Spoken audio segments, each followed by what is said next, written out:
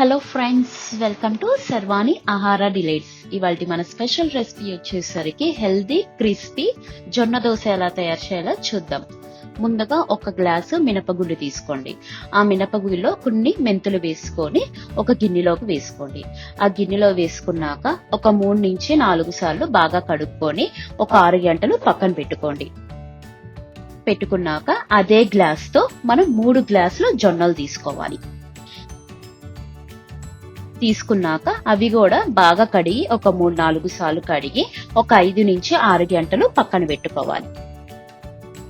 ఇది ఒకసారి ట్రై చేసి చూడండి. మన ప్లెయిన్ దోశలాగా ఉంటది. సో ఎవరైనా తినని వాళ్ళు కూడా తింటారు.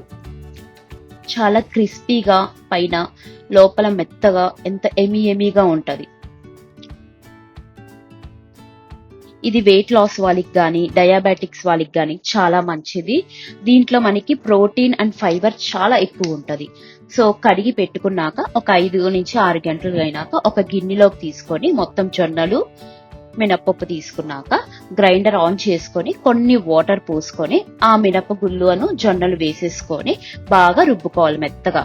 మెత్తగా రుబ్బినాక ఒక గిన్నెలోకి తీసుకొని ఒక 5 గంటలు బయట ఉంచుకొని దోశ పోసుకుంటే చాలా ఎమీగా బాగుంటది. ఒకసారి మీరు ట్రై చేసి చూడండి.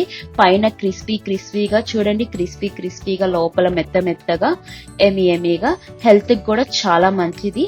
మీరు ట్రై చేసి చూడండి.